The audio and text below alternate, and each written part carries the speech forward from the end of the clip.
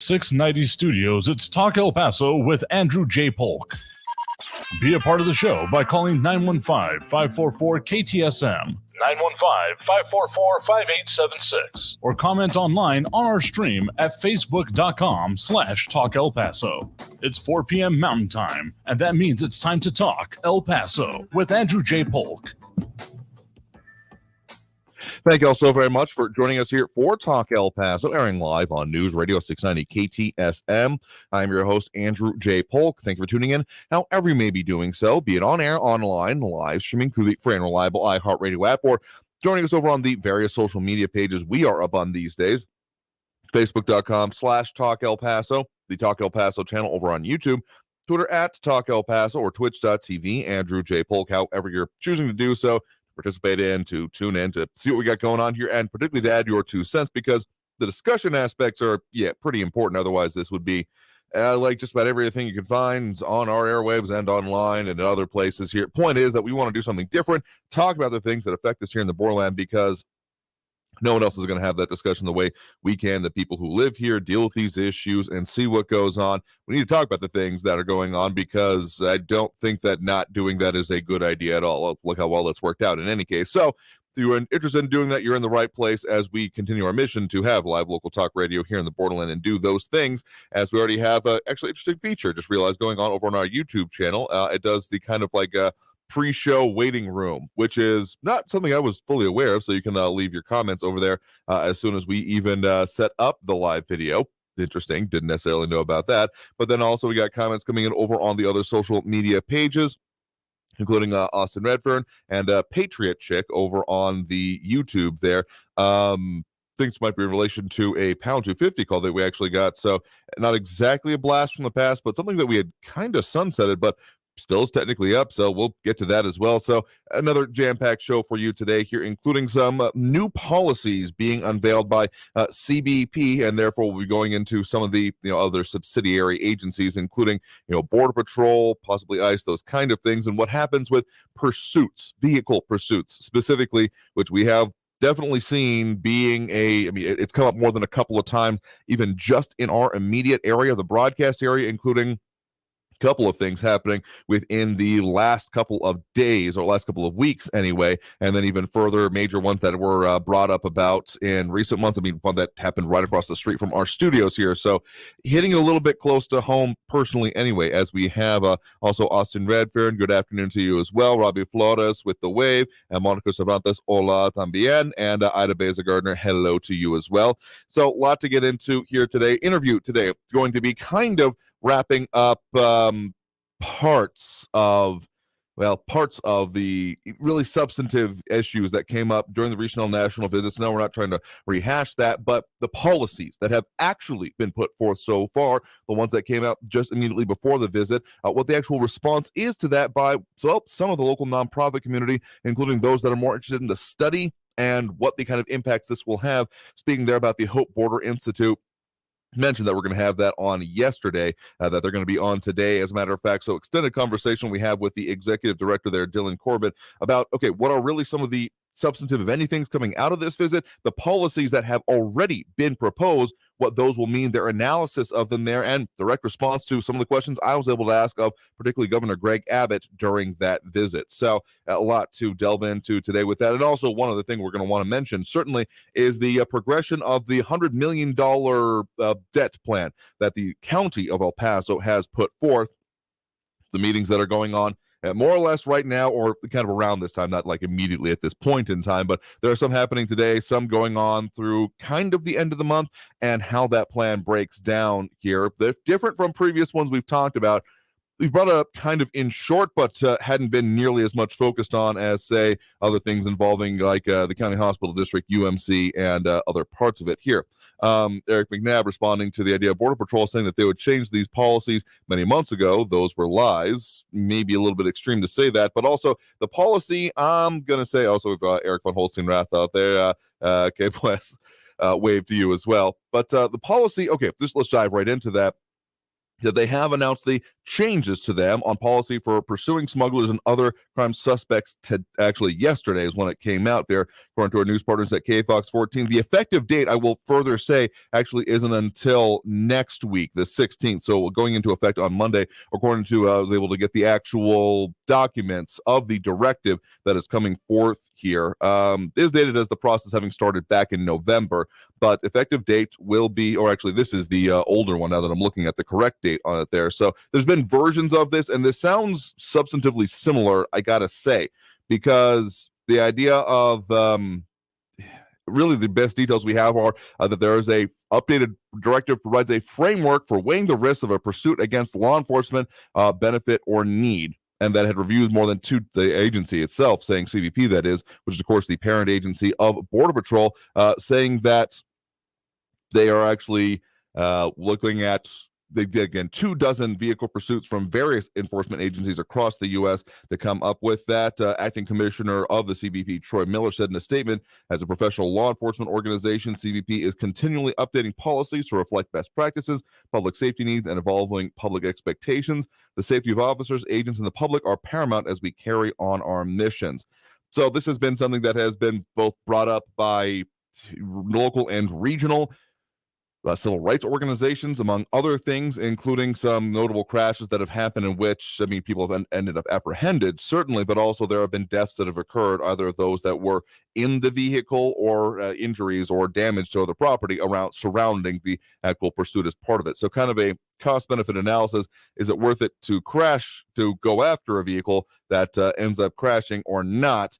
In at least the most recent case, the one that happened, I believe, as of last week, CBP says the driver in that case sped away and lost control within seconds after an agent turned on his emergency lights. It was initially going to be basically a traffic stop for speeding. And then, of course, one of the more notable ones that kind of led to the start of this conversation was back in August when two brothers from Mexico were charged after fleeing from authorities and crashing their vehicle, killing 2 and injuring 10 others just miles from the U.S.-Mexico border. Brothers themselves have been smuggled into the U.S. and agreed to bring in more migrants to pay their debt, according to court documents.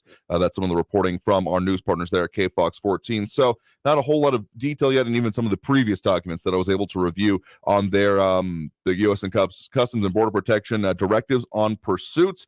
The way it was previously put, and I'll just quote directly from the policy in the section 2.1 of the letter that is dated as of now 2 years ago, that really a year and a half, but saying that the CBP policy that CBP officers/agents may engage in and continue emergency driving, including a vehicle pursuit, only when and for as long as the officer/agent determines that the law enforcement benefit and need for emergency driving outweighs the immediate and potential danger created by such emergency driving, which is, I guess, a good general idea, but it's not really specific. So this was the previous one was in place, the way it was put there. So yeah, I haven't seen the exact details on what the new policy entails and how it kind of maybe clarifies what that is or doesn't mean. It doesn't make it just a straight up judgment call. I'm not sure if that will be totally released. I mean, there's the whole idea about, giving specifics could make it so that people know how to game it. So may or may not ever be totally publicly released, or at least anytime in the near future.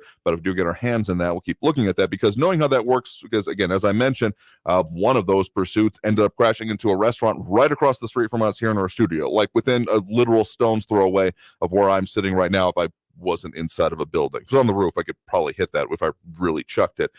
Point is that this affects many parts of the community and kind of highlights, at least in part, why it is that these border security and immigration issues are not just confined to the immediate section next to the border or even just, certain subsections of the community. It can happen and be an issue anywhere, whether we're talking about in between the border and the checkpoints that are set up, kind of any direction that you head from El Paso, north, east, or west, you run into them. But even more of the trafficking concerns that happen even further into the country, and further highlights that any one kind of focus on this issue, border security and immigration, that is frankly insufficient. Because there's a lot of people say, well, I'll just build the wall and that'll deal with it. Well, as we've seen right now, Obviously not. Even in the sectors where we have firm and physical barriers, there are still more issues that come around it, and why I keep coming back to the idea of intelligence and how to deal with it, how to gather it, and how to effectively utilize it being probably the most important thing. And that's at least part of the conversation that we will have with Dylan Corbett, again, Executive Director of the Hope Border Institute. One last thing I want to mention before we get into that next segment here right now is that there are those public meetings going on right now with El Paso County this time around, about $100 million that is being put up in non-voter approved debt, in this case going to be in about $60 million in certificates of obligation and about $40 million in tax anticipation notes. So some slightly different ways, and the priorities in general, such as the certificates of obligation, going towards what the county is calling Tier 1 essential public infrastructure, including county parks, courthouses, public safety facilities, streets and bridges, the Fabens Airport, telecommunications in general, and then from the tax anticipation notes going towards public safety infrastructure, including the downtown detention facility, jail annex, juvenile justice center, and medical examiner's office, security technology systems across all county facilities, and paying legal, fiscal, and engineering fees in connection with these projects. So, yeah, there's a more money being discussed there, but specifically meetings that are going on with this right now.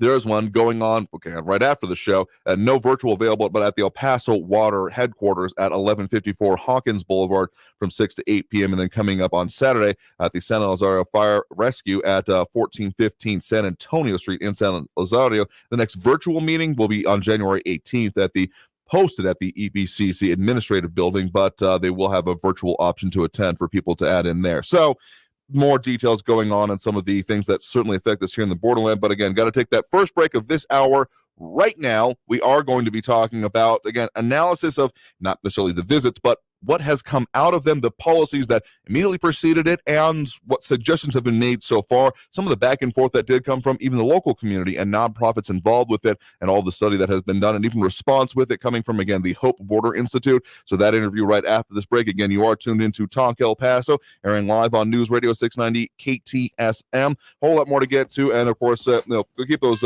comments going in online. We'll keep popping those up as they are available, but then also more phone calls. I'll open the phone lines a little bit later in the show as I usually do, but in any case, stay tuned. More Talk El Paso after this break here on News Radio 690 KTSM. Stay tuned.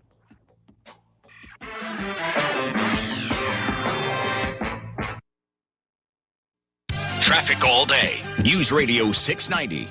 Medical units are responding to an injury accident I-10 westbound at the Porfirio Diaz exit ramp. An accident is partially blocking the turnaround lane. Stop-and-go traffic at Gateway East at Airway Boulevard. I-10 eastbound is slow from Trans Mountain to the Patriot with 5-minute delays. And look at Montana Avenue eastbound slow, 17-minute delays. McRae out to Zaragoza. Carrie Edwards, El Paso traffic. Winning $1,000 incites all kinds of emotions. Are you kidding? No way. What to do with it is up to you. We're going to Key West. That's it. What are you, nuts? We're going to Atlantic City. Listen for your chance to win $1,000 with inflation compensation. Listen for your chance to win $1,000 every hour from 9 a.m. to 5 p.m. Enter the nationwide keyword at ktsmradio.com for your chance to win. Brought to you by Sunland Park, Chrysler Dodge Jeep Ram, where buying a car is fun. This report is sponsored by Progressive Insurance. Progressive Commercial Insurance can protect your small business with over 30 coverage options, an easy-to-use mobile app, personalized discounts, and more. Get a quote in as little as 6 minutes at progressivecommercial.com. Discounts and coverage selections not available in all states or situations. Cybercrime is getting more sophisticated by the week, which is bad news for your business. Stay one step ahead of them with Good Hacker IT Solutions. You'll enjoy 24/7 computer and network monitoring with remote help desk services too. Connect unlimited computers and servers easily. Sign up for a subscription plan with no contract. You can cancel whenever. To get a quote, send a message at goodhackersolutions.com. That's goodhackersolutions.com. Defend your business from bad hackers with Good Hacker IT Solutions. Why do you buckle up when you get in your truck? Maybe you do it to get home safely to your loved ones, or because you take your job as a professional driver seriously, or because you want to follow the law to stay safe. Remember, it doesn't matter how long you've been driving, or even if it's a quick trip. Wear your seatbelt to stay safe on the road. Learn more at www.sharetheroadsafely.gov. That's www.sharetheroadsafely.gov. And remember to buckle up when you get behind the wheel. Paid for by FMCSA. Hey, Texas, did you know that individuals living with serious mental illness are more susceptible to severe COVID-19? Visit covidvaccine.texas.gov for vaccination resources to help reduce the risk and keep yourself and your fellow Texans informed and protected this holiday season. Stay healthy, Texas. Attorney CPA Joe Cordell. You hear the phrase a lot this time of year, happy holidays. But holidays are not always happy, particularly for guys grappling with a divorce that they didn't choose. These men need more than the help of a good lawyer. They need the hope and encouragement of a good friend. Be sure to remember him this season. Contact Cordell & Cordell to schedule an appointment with one of our firm's Dallas-Fort Worth area attorneys, a partner men can count on. Online at CordellCordell.com. Offices in Dallas, Fort Worth, and St. Louis. El Paso's News Radio 690 KTSM.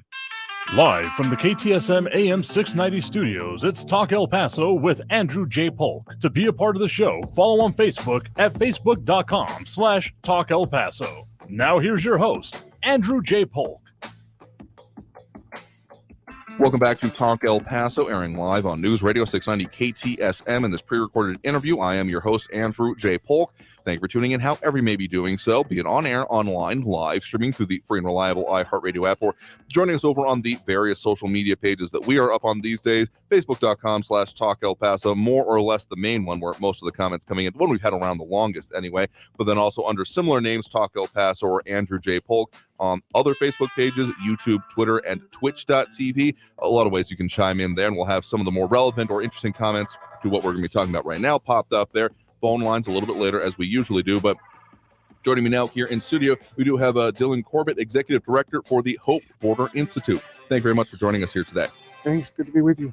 Absolutely happy to have you on. We've had you all and parts of your organization on in previous years. Haven't talked as much recently, so definitely felt it was a very good time to review, as there have been a lot of momentous things going on.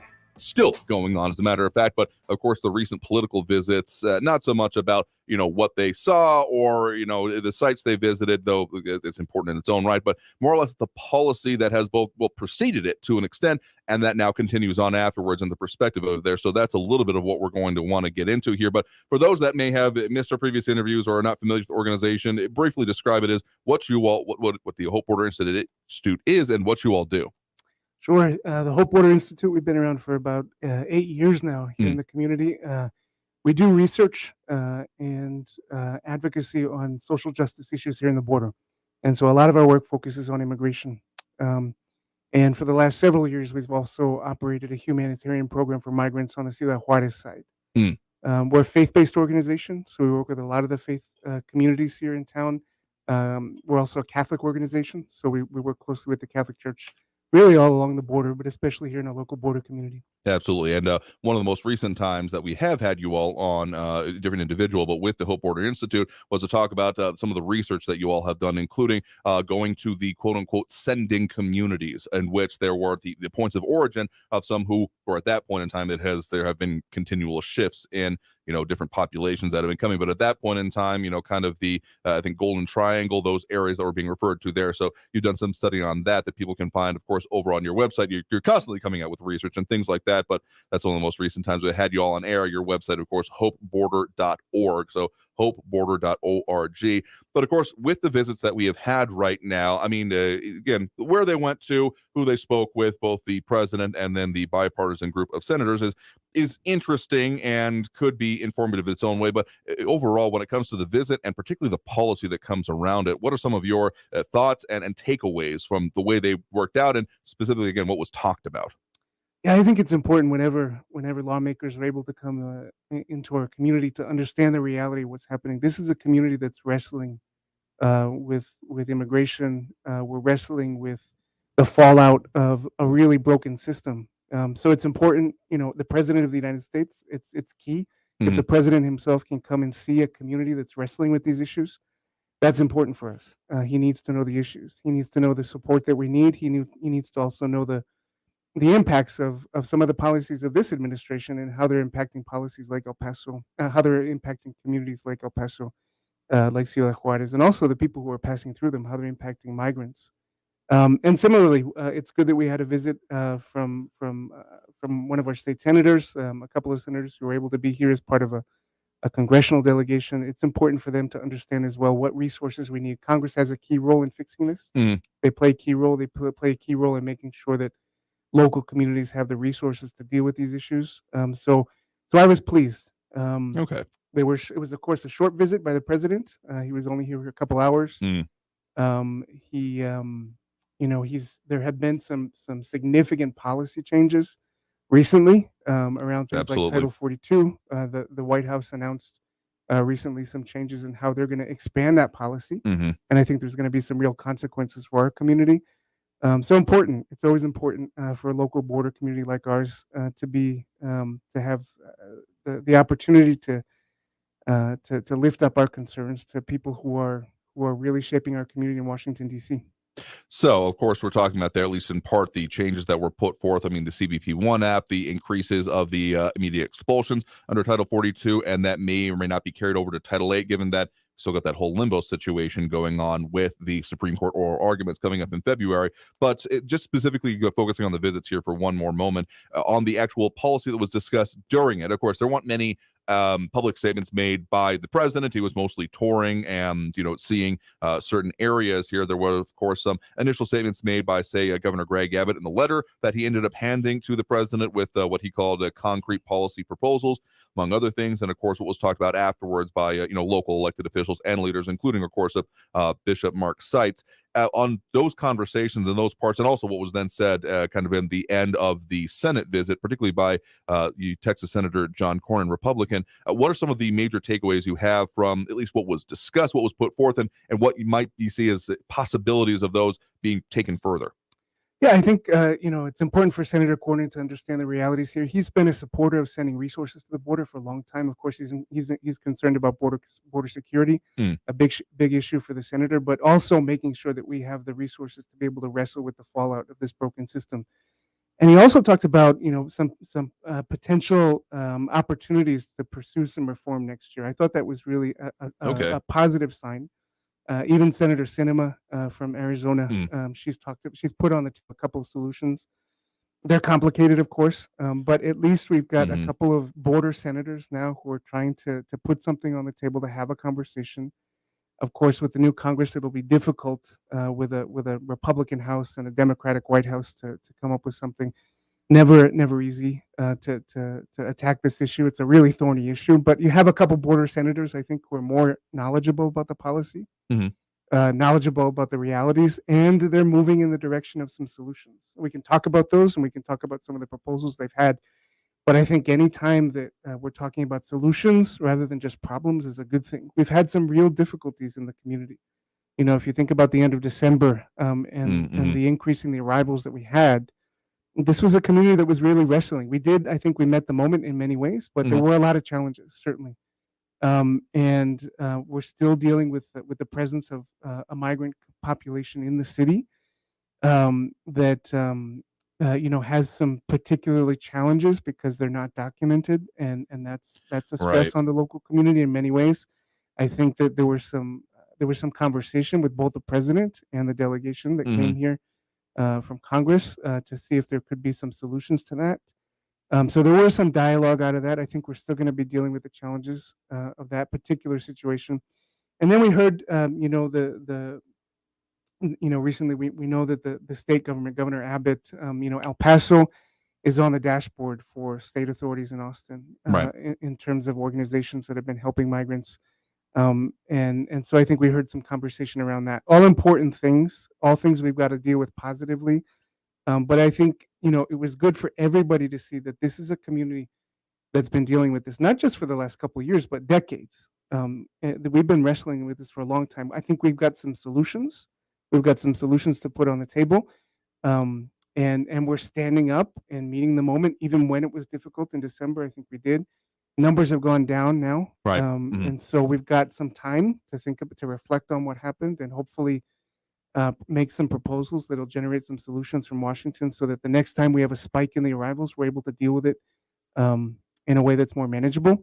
But all those things are important. But again, certainly, it's a controversial issue, right? Absolutely. Thorny, controversial. There's a lot of adjectives that end up applying to this, and that's further make it significantly less uncomplicated. Again, if you're just joining us, guest right now is Dylan Corbett, Executive Director of the Hope Border Institute. Again, if you want to find out anything more about them, the studies that we've talked about in the past with them, or their more current works as well, hopeborder.org. That's HOPEBORDER.org is where you can find them. So want to get specifically on there because, I mean, again, sure, the presidential visit had a lot of aftermath, a lot of talk about it being done there, but I guess the real juxtaposition in my mind, and probably better outcome when it comes to the Senate visit, is that they actually took the time to then sit down and kind of have that open forum, not exactly round table or town hall, but they spoke and there was a back and forth that was a little bit more in the public eye there. So I'd see that as maybe more useful or more concrete things coming out of it. And at least one of the major questions asked both by, you kind of put forth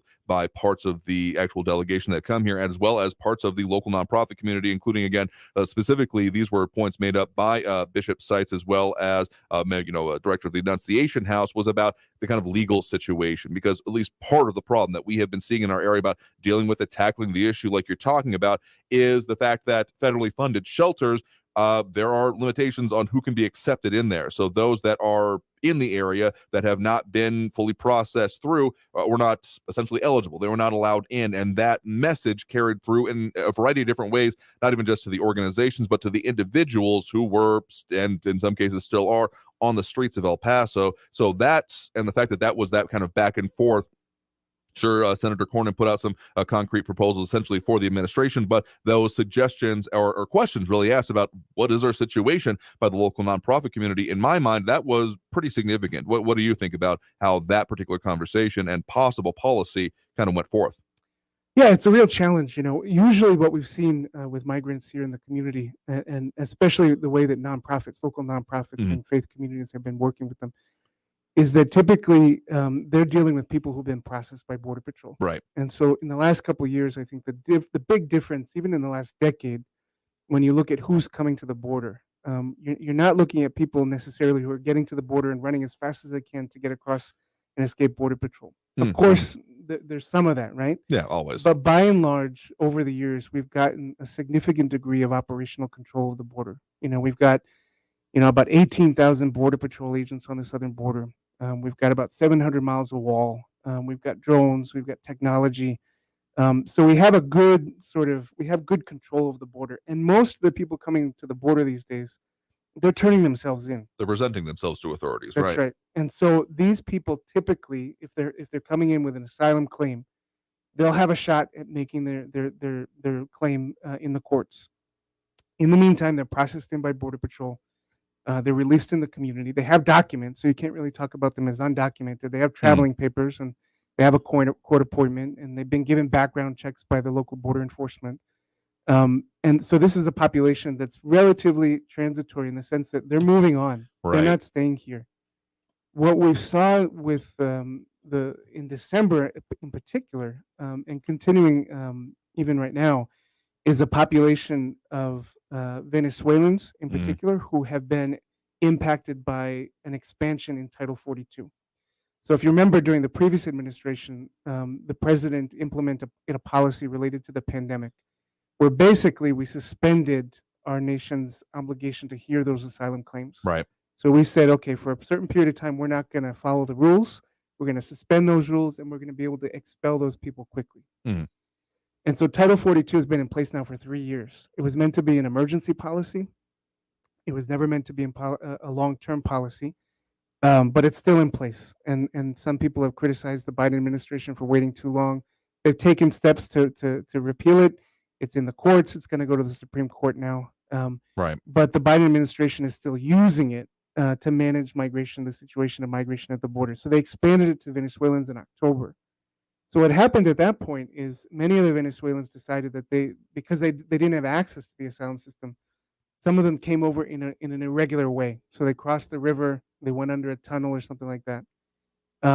And some of them made their way into the community. Now, that population is particularly vulnerable because they can't move on like the others. Right?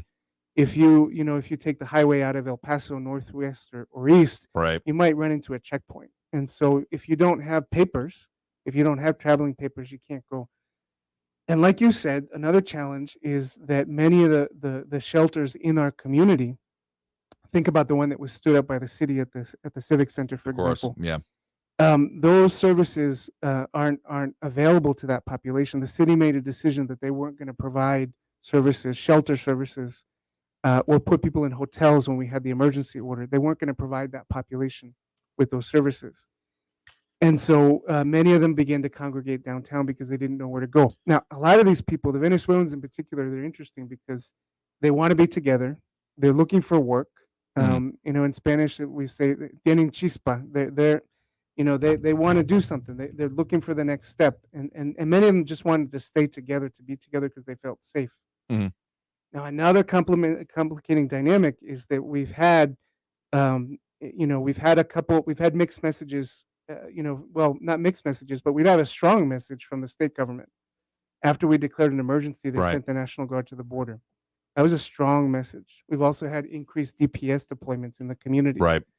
They're downtown. If you were to go downtown, you might see additional DPS vehicles down there right now, today.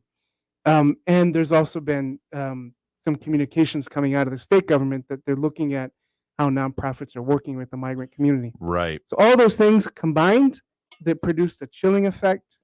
Many of the Venezuelans were afraid. There were some enforcement actions by enforcement authorities downtown, and some people were arrested and removed. Right. So there's a lot of fear on the part of the Venezuelans, which is why they wanted to stay together. And then some of the institutions that provide hospitality in the area were also afraid, and the city ones just didn't want to serve this population. So that's why you had this situation, and they can't move on. And so it's a reflection of many things. It's a reflection, first of all, of a broken policy. The administration did this. The Biden administration expanded Title 42 to include this population. And this is what we're wrestling now with as a border community. I think it's a powerful symbol of border policy writ large, where local communities are picking up the broken pieces. And we really need solutions from Washington. Again, guest right now, Dylan Corbett, Executive Director of the Hope Border Institute. Again, any details on them, hopeborder.org. We got to take that next break right now. But coming out of this break, talk a little bit further about those policies, the expansion that we've seen, and specifically what Governor Abbott said part of his visit during the presidential visit as well here to the border about essentially involving nonprofits. So stay tuned for more on that. Back after this break with more Talk El Paso here on News Radio 690 KTSM.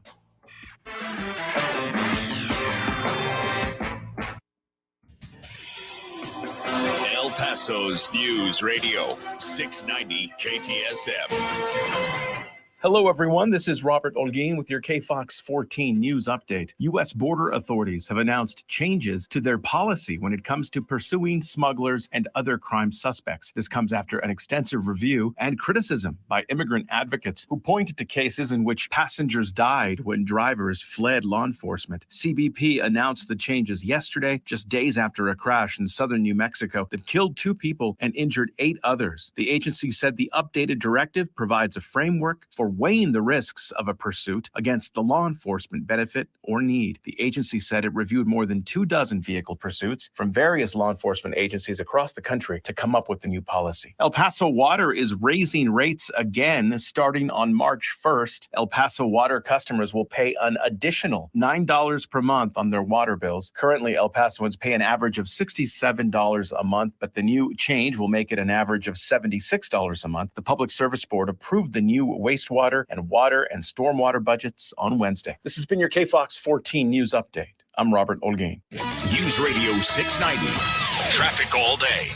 An earlier accident, Gateway East at Airway, is in the clearing stage as all lanes are back open there. Paisano Drive eastbound at Mesa Street downtown, an accident reported. Slow traffic on Zaragoza from the Loop to Montana, both directions, 12-minute delays. And traffic is pretty much at a standstill on Global Reach, southbound from the Spur down to Montana. It's a 35-minute delay. Carrie Edwards, El Paso traffic. From the KFOX 14 Severe Weather Center, I'm meteorologist Brad Montgomery. After a windy one for our Wednesday, the winds are going to calm down tonight. Temperatures are going to drop down into the 30s. So a cold start. You want your coat and jacket tomorrow morning. Breezy and cooler for our Thursday. Highs the mid to upper 50s. And it looks like we'll see nicer weather return for the end of the week. Partly cloudy for your Friday, high around 62. More clouds for your Saturday, high around 66. From the KFOX 14 Severe Weather Center, I'm meteorologist Brad Montgomery. This report is sponsored by Texas Health and Human Services. Life can take a turn for anyone, and if it has for you, remember that there's so much for you to turn to. We all need supportive people and healthy outlets in our lives. us so we don't have to face hard times alone. Visit turntosupportstx.org for the help that's right for you. How a busy baker beat back foot pain. Meet Sanja. Brownies, cupcakes, cookies. I love to bake. There have been times when I've been on my feet for at least 12 hours. And that's how things went from sweet to sour. I had excruciating pain in both feet to a point where I had to limp out of the kitchen. So she called up a former foot pain sufferer, her big sister. She told me, you need to go to the Good Feet store and get some arch supports. Smart lady. It was an awesome experience. Scott took great care of my feet. He's the arch support specialist who fitted her. He was very patient, very knowledgeable. Scott was the man. Now Sanja can have her cake and bake it too. Oh yeah, my feet are very happy now. You're gonna have to make some cookies for Scott. I've already done that. Of course you did. See how arch supports work for you. Stop in or schedule your free fitting at goodfeet.com. Airway Boulevard at I-10.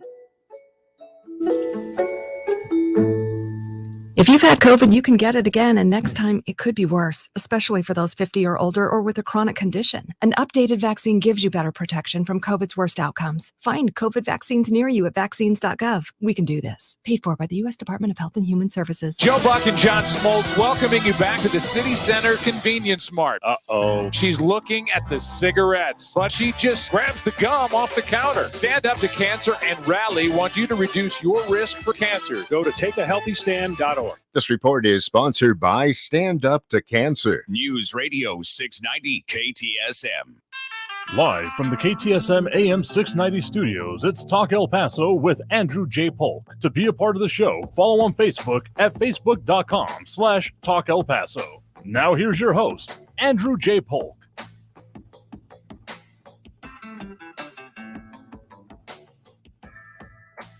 Thank you all so very much for joining us here for Talk El Paso, airing on News Radio 690 KTSM. I am your host, Andrew J. Polk. Thank you for tuning in, however you may be doing so, be it on air, online, live streaming through the free and reliable iHeartRadio app, or joining us over on the various social media pages. We're up on these days, facebook.com/Talk El Paso, the Talk El Paso channel over on YouTube, Twitter at Talk El Paso, or twitch.tv, Andrew J. Polk. However you're tuning in, we got those comments that'll keep going by, popping up the most relevant and or interesting ones as we are continuing our interview right now, and phone lines a little bit later in the show, as we usually do at this point during it. We'll announce that here at the end of the segment. But of course, still joining us here in studio right now, we are joined by Dylan Corbett, Executive Director for the Hope Border Institute. Thanks for sticking around with us here. Yeah, good to be with you. Absolutely happy to talk with you all further about particularly the policy and the parts of it. Now, of course, even ahead of the presidential visits, I had kind of surmised that depending on if he was going to come to our sector of the border or not would be dependent on policy that they were going to be willing to announce. And of course, that ended up bearing out as there were not exactly new, but expansions of existing policy, particularly under Title 42 and potentially under Title 8. Title 8 had already been put forth by the administration as the kind of next step, or with Title 42 were to fully end. Now, again, that still remains in limbo.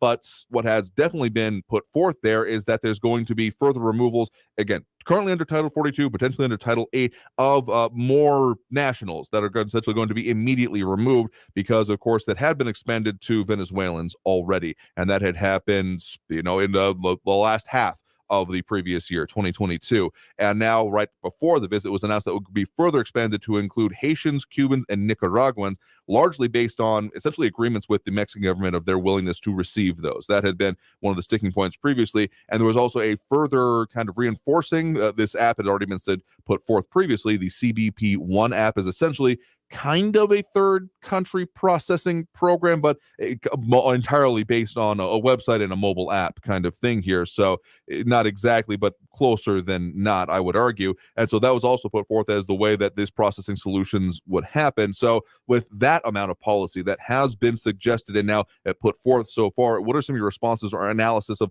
what those impacts are going to be, particularly in our area? Yeah, I think, the president made a couple key decisions. One was this program that you mentioned that touches upon the Nicaraguan population, the Cuban, and the Haitians. And those are countries that are where things are really difficult. I mean, the Haitian situation right now is really tough. They're still wrestling with the pandemic. They've had the least access to the virus in the whole hemisphere. It's the poorest country in the hemisphere. Their president was assassinated.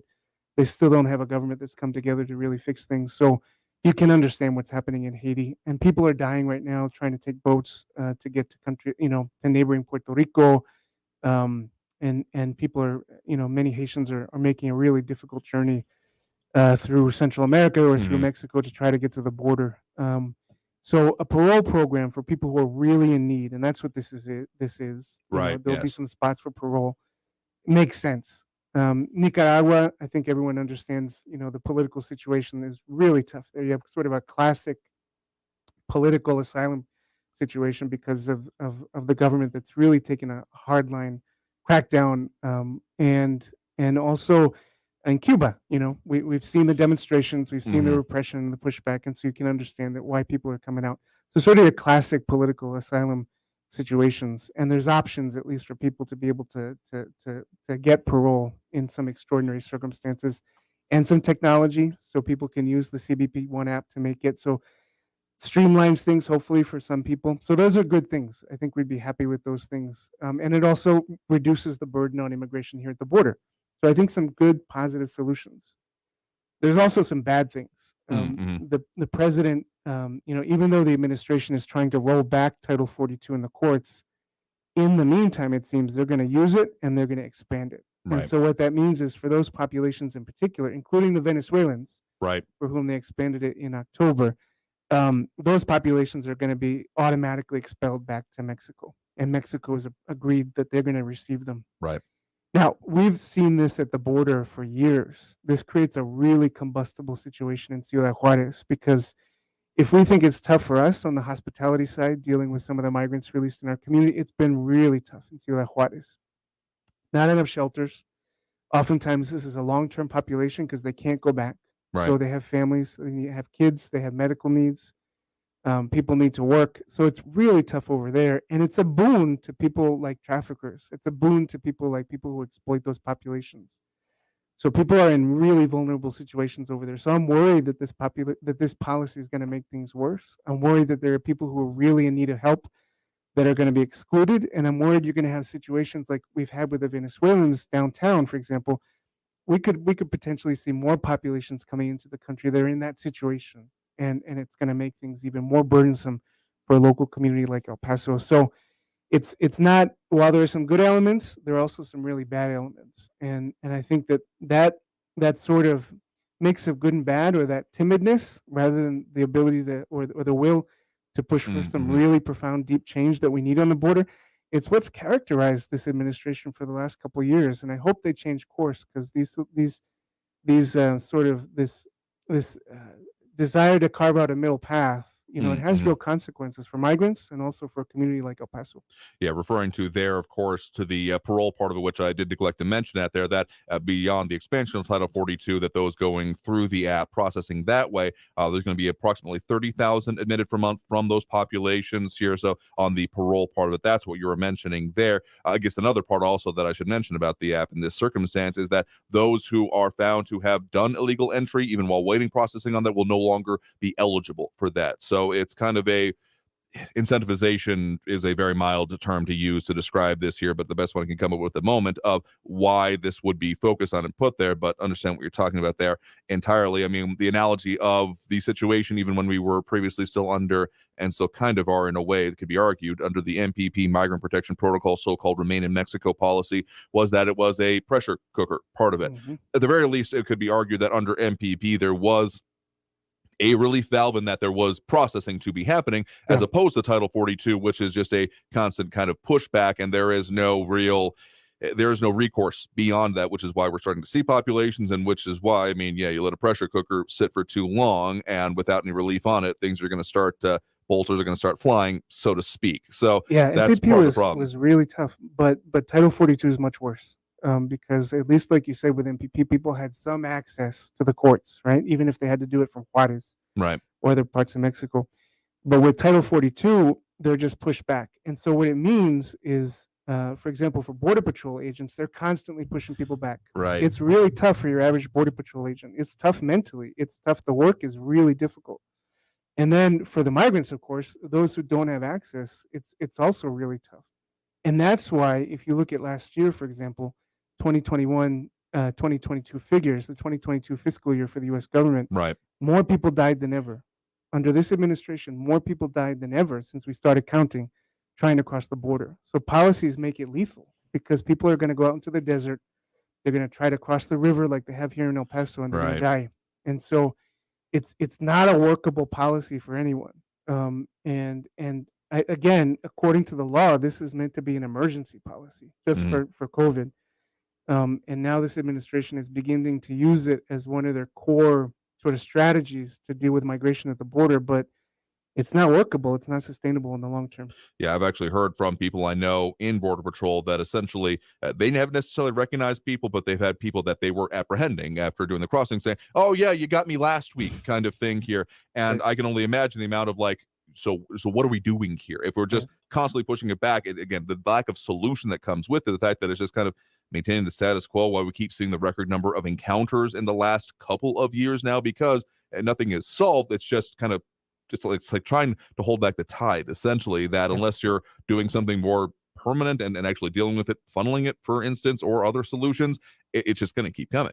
Yeah, and if you look at the numbers, certainly we've had spikes, and we've seen that here in the border. But certainly, if you look at the numbers overall, that on paper they look like they've gone up, but that doesn't account for the person who's tried to cross 4, 5, 6, 7, 8 times. Exactly. So the numbers are really inflated.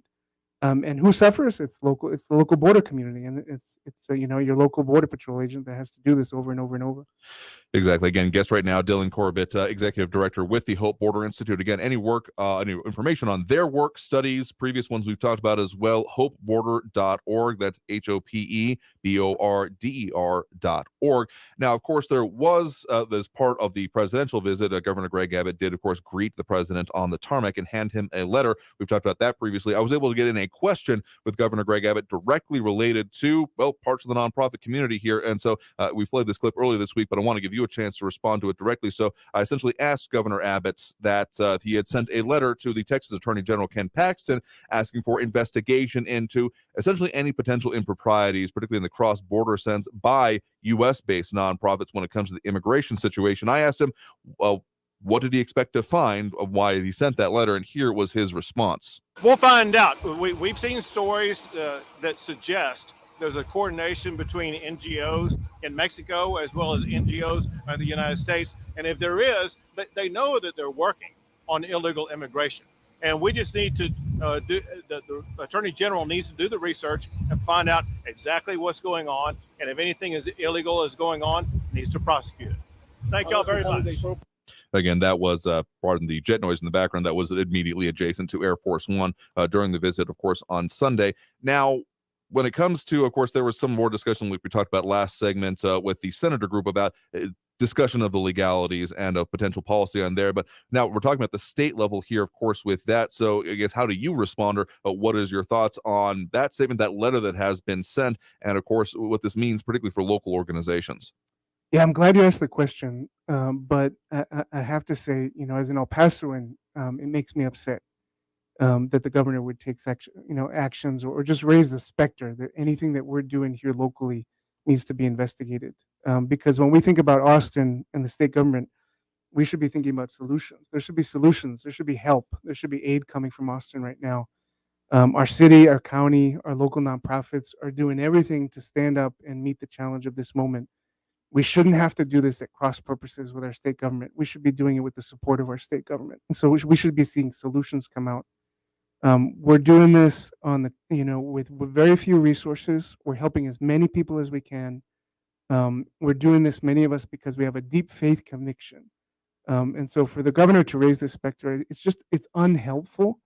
And then, when you take a step back, you realize this is part of a broader coordinated plan, because recently you had members of the House of Representatives, Republicans in the House, who have been questioning some of the activities of Catholic Charities in different parts of the border, telling them that they're going to subpoena some of their documents because they question what they're doing. So this is part of a broader strategy, I think, that raises, unfair questions about what we're doing. We're just dealing with the fallout of a broken system. We shouldn't have to do this against the governor at cross purposes with Austin. We should be doing this together to try to get to solutions. And we don't get to decide who's led into the United States. None of the nonprofits that are doing this, we don't decide. Mhm. We don't make the rules. But if people are here, and especially if the federal government, if Border Patrol is leaving them on our doorstep to take care of them, we're going to do it. We're going to do it because of our convictions. We're going to do it because of our beliefs.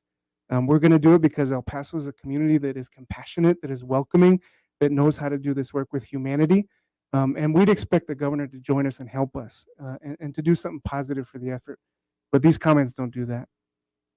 Again, guest right now has been Dylan Corbett, Executive Director of the Hope Border Institute. Again, any details about them, hopeborder.org. So, Dylan, thank you very much for coming by to talk to us about a lot of the details that we can get into about these situations, how they're evolving, any impacts or policies that you could see coming out, and just overall what has been happening with the recent visits and the focus on our area when it comes to immigration and border security, talking about all of that here today. Yeah, it's great to be with you and your listeners, and I look forward to joining you again. I definitely appreciate it there. And with that, we'll go ahead and take that next break and open up those phone lines as we usually do at this point during the program. So, again, if you want to call in, add your 2 cents. More comments coming in online, but remember that number to call is 915-544-5876, 915-544-KTSM. Back after this break with more Talk El Paso here on News Radio 690 KTSM.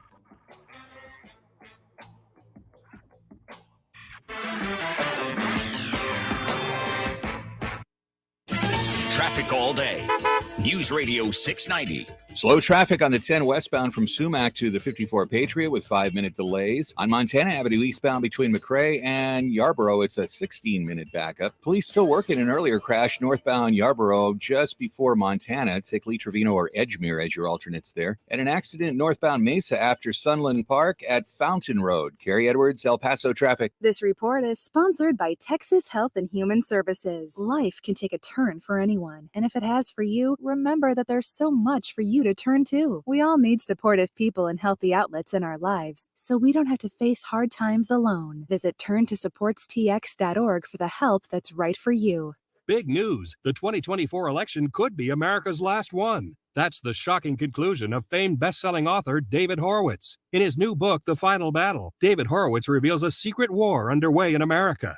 Democrats, woke culture, and a new generation are destroying our traditional culture and ending our freedoms. Horowitz says their plan is taking place in our schools, our churches, even in our military. This week, you need to watch David Horowitz on The Chris Salcedo Show as he reveals the real threat of Biden, Obama, the big media, and more. Horowitz names names. So tune in today to Newsmax for Chris Salcedo's special with David Horowitz. And make sure you get a copy of The Final Battle. Newsmax calls it the most important book of 2023. It's in bookstores everywhere. Or check out the free offer and save $28. Just go online to finalbattle611.com. That's finalbattle611.com to get your free copy today. Hey, El Paso, Ivan Ochoa, General Manager from Sunland Park Chrysler Dodge Jeep Ram Fiat. Thank you, El Paso and surrounding areas, for helping us be El Paso's #1 volume dealer in new Chrysler, Dodge, Jeep, and Ram sales in 2022. Our goal is to ensure that everyone gets the best deals and exceptional trade-in offers so we can be #1 again in 2023. Trade in and trade up for less during the Start Something New sales event at Sunland Park Chrysler, Dodge, Jeep, Ram, Fiat. For a limited time, get super low 2.9% APR for 72 months on new 2022 Ram trucks. Super low 1.9% APR on 2023 Jeep Grand Cherokees and get $3,000 off MSRP.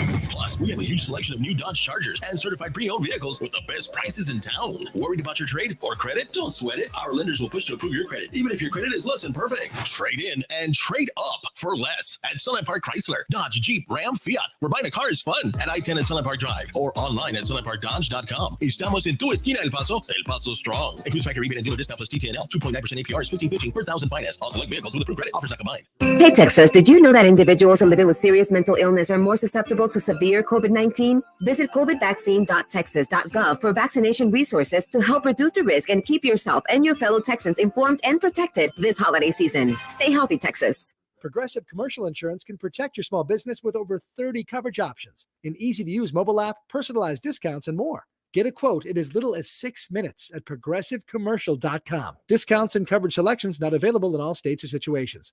I adopted Bento in 2010 from a shelter. A lot of people know him as Keyboard Cat. That's just one adoption story that started at a shelter. Visit theshelterpetproject.org to find a pet near you. Brought to you by Maddie's Fund, the Humane Society of the United States, and News the Ad on the Council. hour and a half. Traffic and weather all day. News Radio 690 is KTSM AM El Paso, an iHeart radio station.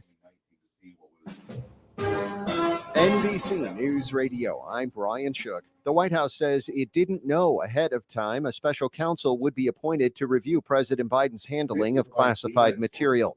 Press Secretary Karine Jean-Pierre said the administration is fully cooperating with the Department of Justice's investigation. On Thursday, Attorney General Merrick Garland announced a special counsel will review Biden's handling of classified documents from his tenure as vice president. I signed an order appointing Robert Hur as special counsel. Hur served as U.S. Attorney for the District of Maryland during the Trump administration.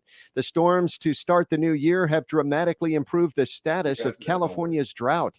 The UC Berkeley Snow Lab says California's Sierra snowpack is now at 104% of average, meaning the state has seen more snow already here in January than a typical entire season. In just 1 week, California has gone from having 27% of the state in extreme drought to less than 0.5%. House Speaker Kevin McCarthy has no plans to call for New York Congressman George Santos to step down for lying about his background and credentials. McCarthy said Santos has a long way to go to earn trust, but said voters elected Santos to represent them in Congress. The Speaker said Santos will be held accountable if he's found to have done something legitimately wrong. The federal government is dropping its appeals involving 2 former Minneapolis police officers convicted of violating George Floyd's rights during his murder in 2020. Lisa Taylor reports. The 8th Circuit U.S. Court of Appeals acted on the request from federal prosecutors in the cases of J. Alexander Kang and Tu Tao. The defendants are still appealing their convictions handed down by a jury last year. Tao was sentenced to 3.5 years in prison, and King was sentenced to 3 years. Federal intelligence agencies have received an influx of UFO cases since March of 2021. You're listening to the latest from NBC News Radio. Warning labels on alcohol containers have not been updated in 30 years. Scott Carr reports an update to the labels is an issue gaining steam in the medical community. Dr. Anna Grumman of the Harvard School of Public Health says a revamp of liquor warning labels is actually long overdue. Scientists have known for several decades that consuming alcohol increases risk for several types of cancers. And unfortunately, most Americans are not aware of this link between alcohol and cancer. She says the formatting of the warning labels need to be updated as well. Current alcohol warnings use small text, typically appear on the back or side of product packaging, and don't include any photographs. More Democrats than ever identify as liberal. That's according to a new Gallup poll that found 54% of Democrats identified as liberal last year, up 4% from 2021. It continues an upward trend seen since Gallup began tracking the subject when just 25% identified as liberal in 1994. Lining up a second part-time job may provide a cushion in case layoffs spill over into the rest of the economy. Erin Real reports. Side hustles tend to become more common in strong labor markets, like the one we're in now when opportunities are plentiful. ZipRecruiter analyzed listings to identify jobs that can be done part-time with few or no starting requirements and rank them based on average hourly wages. Side hustles like blogging and content creation didn't make the list because they're typically freelance and not listed on job sites. The top spot, family assistant. This is someone who takes care of cooking, cleaning, childcare, running errands, and other household administrative tasks and can earn up to $25 an hour. Also making the top 10 list, craftsman, sales specialist, driver, telemarketer, and nursing aide. The third season of the hit series Dave is getting a release date. It will return on April 5th. The season will follow Dave as he headlines his first ever tour while looking for love. Brian Shook, NBC News Radio. Now your chance to win $1,000. Just enter this nationwide keyword on our website. Money. That's money. Enter it now. This report is sponsored by Texas Health and Human Services. Life can take a turn for anyone, and if it has for you, remember that there's so much for you to turn to. We all need supportive people and healthy outlets in our lives, so we don't have to face hard times alone. Visit turntosupportstx.org for the help that's right for you. you. Cybercrime is getting more sophisticated by the week, which is bad news for your business. Stay one step ahead of them with Good Hacker IT Solutions. You'll enjoy 24/7 computer and network monitoring with remote help desk services too. Connect unlimited computers and servers easily. Sign up for a subscription plan with no contract. You can cancel whenever. To get a quote, send a message at goodhackersolutions.com. That's goodhackersolutions.com. Defend your business from bad hackers with Good Hacker IT Solutions. Paid for by government.com. Did you hear? A recent stash of $10 gold Liberty coins from the 1800s has been found. These gorgeous gold coins are as bright and shiny as the day they were struck in the late 1800s, and less than 50 of these gold coins are available. Coin experts are calling this gold find an incredible opportunity. Call 1-800-456-2466, and you are guaranteed a $10 gold Liberty coin minted by the U.S. Mint in the 1800s. But with extremely limited availability, you must call now. These gold Liberty coins from the 1800s are still in uncirculated condition. That is history you can hold in your hand. To learn more, call 1-800-456-2466. Call now and you'll receive a free American Coin Collector's Bonus Package, a $40 value, free with every order. Call 1-800-456-2466 now to secure your $10 gold Liberty coins dated from the 1800s before they sell out. That's 1-800-456-2466. Only iHeartRadio gives you access to all. iHeartRadio. Access to all of your favorite radio stations. It's Ryan Seacrest. I go by the name of Charlamagne the God. Hi, I'm Ellen K. Bobby Bones here. Hola, soy Enrique Santos. Access to all of the best free curated playlists. My favorite music. The best songs. A little bit of everything. Access to all of the great podcasts for every interest. The Stuff You Should Know podcast. The Daily Show podcast. The Herd with Colin Cowherd. And best of all, it doesn't cost a thing. Download the absolutely free iHeartRadio app now. El Paso's News Radio 690 KTSM. Live from the KTSM AM 690 studios, it's Talk El Paso with Andrew J. Polk. To be a part of the show, call 915-544-KTSM or follow on Facebook at facebook.com/Talk El Paso. Now here's your host, Andrew J. Polk. Thank you all so very much for joining us here for Talk El Paso, airing live on News Radio 690 KTSM. I am your host, Andrew J. Polk. Thank you for tuning in however you may be doing so, be it on air, online, live streaming through the free and reliable iHeartRadio app, or joining us over on the various social media pages that we are up on these days, facebook.com/Talk El Paso, the Talk El Paso channel over on YouTube, Twitter at Talk El Paso, or twitch.tv, Andrew J. Polk. A couple of things to follow up on those interviews here that I'll get to, promised in the comments as we were playing those back. In case it wasn't clear, those were pre-recorded interviews, so some of the questions y'all putting up was able to actually to address separately and kind of outside of our recording time. We crammed a lot into there, but were some follow-ups that kind of figured afterwards would come up that we did get to and was able to speak with Dylan Corbett about, but get to those here in just a second, because of course also we have those phone lines open right now, full up pretty immediately as always happens, so just keep that number in mind. 915-544-5876, 544 KTSM is the number to call here. So two things that I had Dylan followed up with him immediately afterwards, so not part of our recording because we have to stop somewhere, basically. But two critical ones that did come to mind for me were about the funding sources, some including like James Radcliffe and I think John Brazelton were asking about that, essentially about the funding sources and how it works then for the Catholic Diocese and Hope Order Institute and a lot of the other ones in town. Of course, there has been some federal funding that has come in, particularly for the governmental operations, that roughly $10 million that went to like the city of El Paso, some additional funding, I do believe, that went to the county of El Paso for their efforts. But the reason that there were other shelters able to take in some of those that were particularly squeamish about going to any shelters or being turned away from it is because they are not federally funded. So, I mean, this has pretty much been the case for most of the nonprofit community in town, is that they do not receive any funding besides donations, or, I mean, for the Catholic Church, particularly, the diocese here in town, I mean, tithing could be said to be essentially a funding source for it.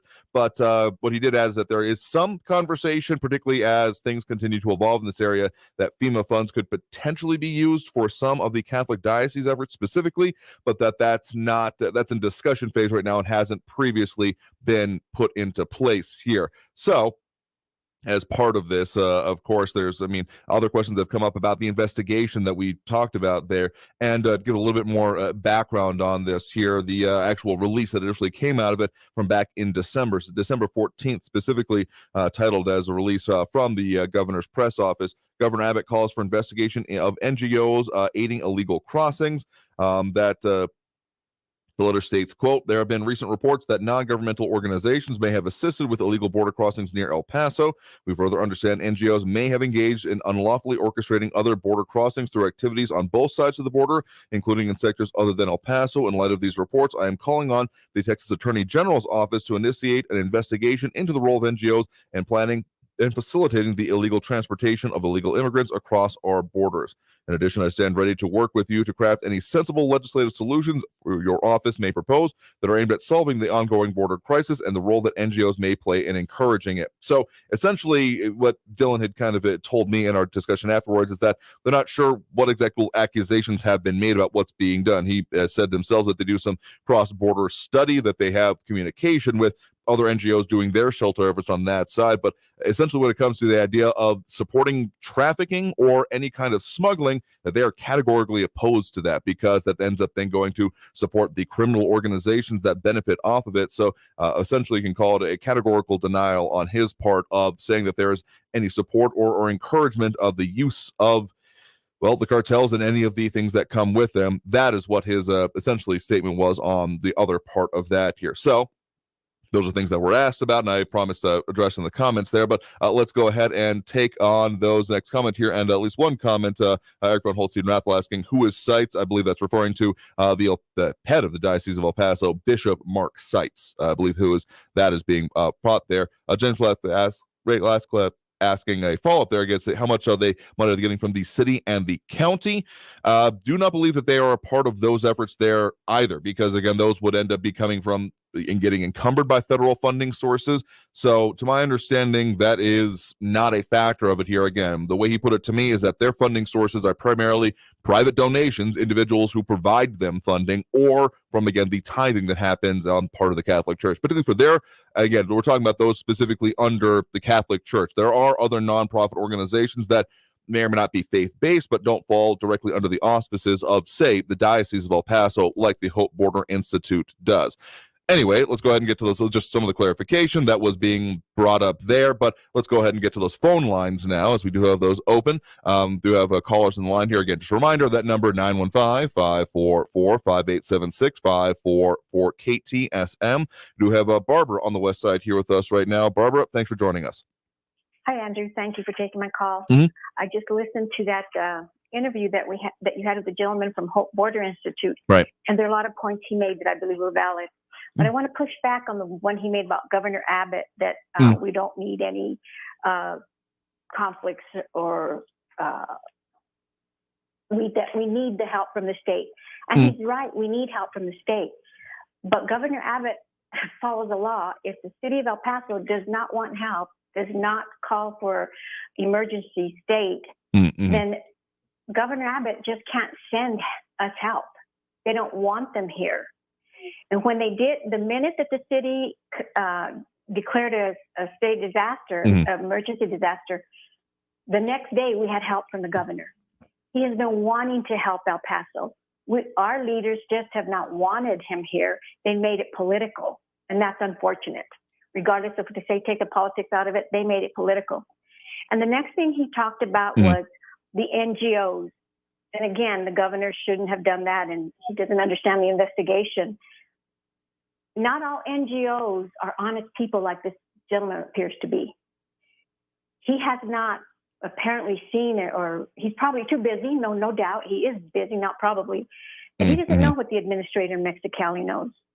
He doesn't know how they're coordinating with NGOs and dishonest people, doctors, professors, lawyers, students from the university, how they're all coordinating, colluding, and saying that their belief is anybody should come into the United States, that their word is good enough for everything. They're not being officially if they have a claim for abuse or whatever, they are that day, even if it's 3 years after the abuse happen, they have somebody there at the centers now that fill out the paperwork and send it to the the city where they're from, and then they get the paperwork, and then we're crossing them over. So it's important that these people be vetted. It's not as simple as let them all in, they're good people. It's not. I'm sure everybody's seen the video of what's happening in New York City at that hotel, $500 a night, and it's horrifying.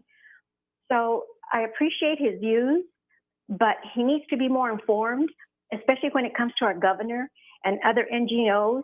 There isn't any accountability from the other NGOs, which, there's always that apple that spoils the barrel, the bushel, and this is an indication. He's defending what he does, but then there are others who don't work as ethically as he does. So we need to be, cautious what we say about the governor. He's trying to help, and don't listen to everything is good in the world, because it's not. We all know that for sure. And then I was going to talk about the administration on remember Biden was doing the student loan forgiveness, college student loan forgiveness, and that's been stopped because it's illegal and it's in the courts. Well, now he's trying to ease the rules for income-based student loan forgiveness. So, and this is a public service announcement, sort of. People, we need to get on regulations.gov and go in there, because this is going to be on a 30-day comment period. So we need to go in there before the rule is finalized and oppose it, just like we did Title IX. Title IX, I think it had 350,000 comments, and they said roundly were against that. So we need to go in there and oppose this too, because bottom line, it's going to increase the cost of student loan programs to the taxpayers in the form of transfers from the borrowers who would pay less on their loans. So in any event, we're going to be ending up paying for somebody else's loans. So I hope that people go in there to regulations.gov and go in there and put in your comment. Hopefully you all oppose it. I certainly do. But we have that opportunity to do that. It's not often that we have opportunity to go in and voice our opinions, and this is a very important one. So that's all I have. Tomorrow, Throwdown Friday, is that correct? Well, that's what we're doing for the Thursdays. We were having to do that for a while. It'll definitely be free for all Friday tomorrow. So we're back on the regular schedule here for that. So we like the alliteration names for when we do the open line shows. That's definitely sure. Okay, well, I'll leave that for tomorrow. Fair enough here. All right. Well, Thank you, Andrew. Appreciate the point of the call there. You have a good one. You too. Have a good evening. Bye. All right. And with that, let's go ahead and take that next break right now. More calls, more comments, more everything coming in here, and including some back and forth on aspects of this situation. But again, let's get back to those phone lines here. But after taking that next break, so again, that number to call is 915-544-5876, 915-544-KTSM. Back after this break with more Talk El Paso here on News Radio 690 KTSM. Stay tuned.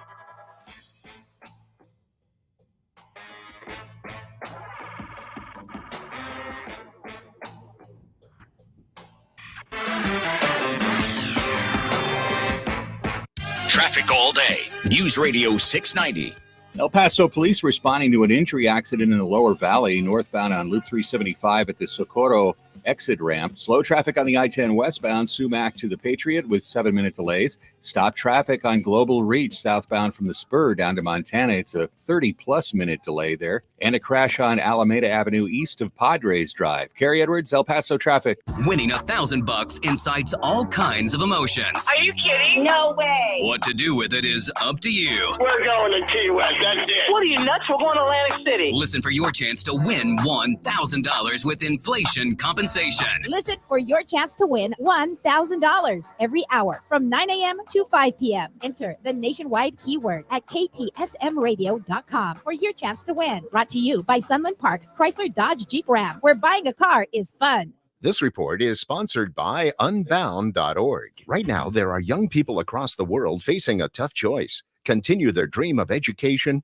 or drop out to help their family put food on the table. You can help change their future in a single moment. See how far your support can go at Unbound.org.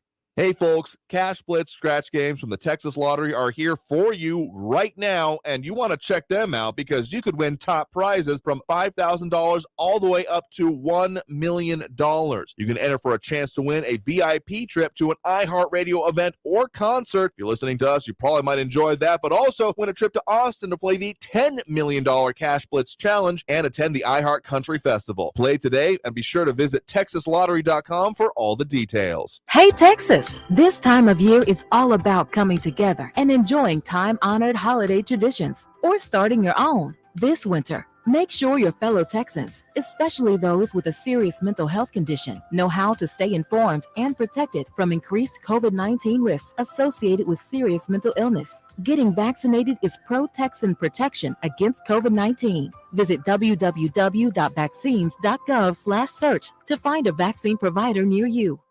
Texting enrolls you into recurring automated text messages. Consent not required to purchase. Message and data rates may apply. Hey, Dan, how you doing? Haven't seen you around the gym for a while. Yeah, I've really fallen off. Since I turned 40, I just don't get the results I used to get. Could be lower testosterone. Lower T. Yeah, I went through it a while back. Once you hit 40, your body has less free testosterone. I got Nugenix Total T, and it's made a huge difference for me. I've seen that ad on TV. Is it for real? Oh, yeah. The patented key ingredient is something called Testofen, which helps boost free and total testosterone levels to help you trim up and stay lean. And it's made a difference for you? Man, I feel like I'm in my 20s again, at work, in the gym, and in the bedroom. Are they still giving out complimentary bottles for people to try it for themselves? Yeah, you just need to send them a text. Text HUNK to 42424 right now for your complimentary bottle of Nugenix Total T, the #1 selling testosterone booster at GNC. Plus, text now and we'll include a bottle of Nugenix Thermo, our most powerful fat incinerator ever, to help you get back into shape fast. Absolutely free. Text HUNK to 42424. That's HUNK to 42424. News Radio 690 KTSM.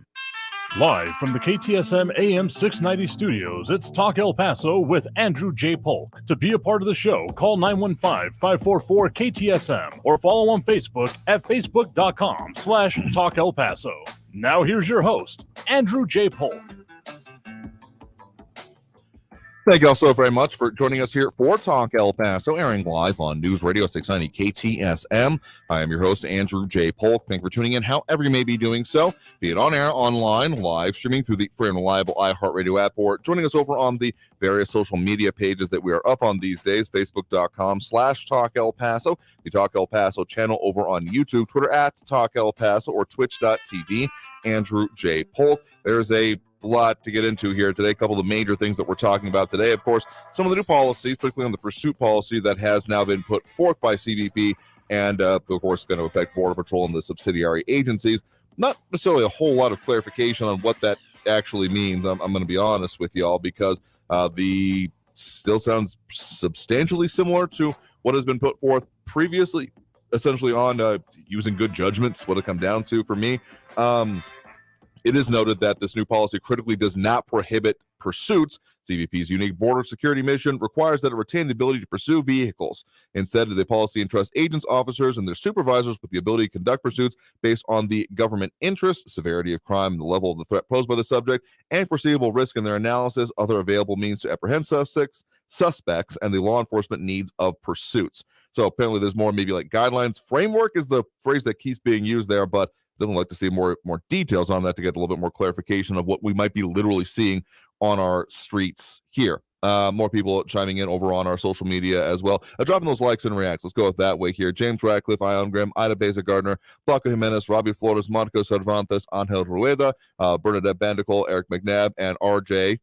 Okay, I know you said just RJ, but whenever it's put that way, I try not to run Burgundy myself, but I just can't help myself in that case here. But of course, also, this is, I guess, fallen by the wayside a little bit today, but the fact that there are those public meetings ongoing about the proposed $100 million that would be going straight by county commissioners court in the probably end of this month, if not early next month.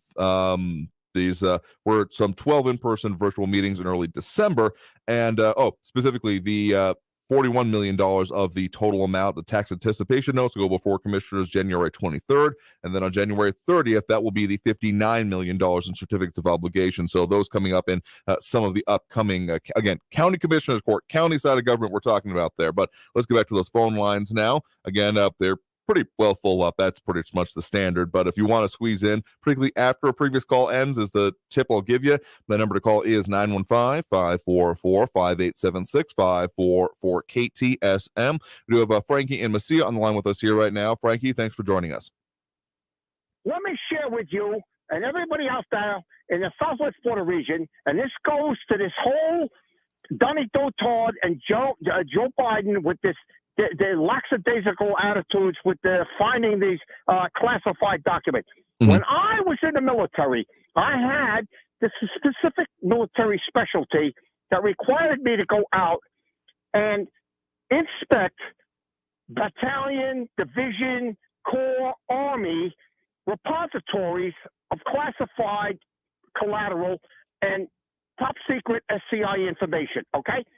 And there were document custodians involved in all these particular divisions. They were responsible for maintaining every secret, confidential, top secret piece of paper that there was in these big, huge safe with dials. And then when I got out of that and I went to another federal department, I remember specifically twice a year that there's a particular, I'm not going to give you where I was working in the federal government, but twice a year, there would be an instant message that would come out. Your entire computer system shut down until you took the test to ensure you understood the responsibility of handling classified information. Now, I don't get, and I don't know if anybody else out there can answer this question. How is it that these guys, presidents or anybody else out there, are getting these top secret documents or whatever, leaving them in the trunk of their car or down in a closet marred in Lego, and the document custodian, whomever that is not saying, hey, I'm missing a couple of documents. I don't get this. Anybody else out there? Come on, some Army people or anybody else out there. Come on, explain that to me. How the heck does that happen? That's my opening comment. So that's honestly a pretty decent question. Without getting, I'm not getting into the sensitive here on this, and I've had reasons in previous professional capacities to not be handling of documents, but to essentially have followed up in what has happened in the mishandling of documents, and particularly when they were maintained electronically entirely, it's not immediately noticed whenever that happens. Essentially, someone putting something in the wrong place that didn't follow up on the classification it already had is the simplest way I can put it here. And they launched a whole investigation into it. So that's the level that I've seen personally previously about what this is and what it takes here. But yeah, the idea of there being, and the fact that it keeps going back to the National Archives, keep being the organizations involved in looking at this here, is it's a totally different level here. So that's beyond my experience. I can say that entirely. But yeah, these are not simple things. Even the idea of having any of these printouts is, in this day and age, is supposed to be, I mean, the whole idea of paperless beyond the environmental aspects of it as a security part of it here, because yeah, something that is online in a secured way. Sure, there's arguments to be made about the security of it, but also the specifics of it. You can't lose an entire computer system. It could be stolen or access to it, but I mean, that's the reason that paperwork is kind of being discouraged in general, and all this stuff being put into electronic only format. So you can't just, so I spilled something on my paperwork here, and so now I got to figure out a way to put into the fire something that's got coffee on it or anything like that. Well, all I could do is just reiterate the point. When I was in the Army, you had the ability to have access, collateral or SCI. This was serious business. There was no messing around. You're going to go to jail if you screwed this up.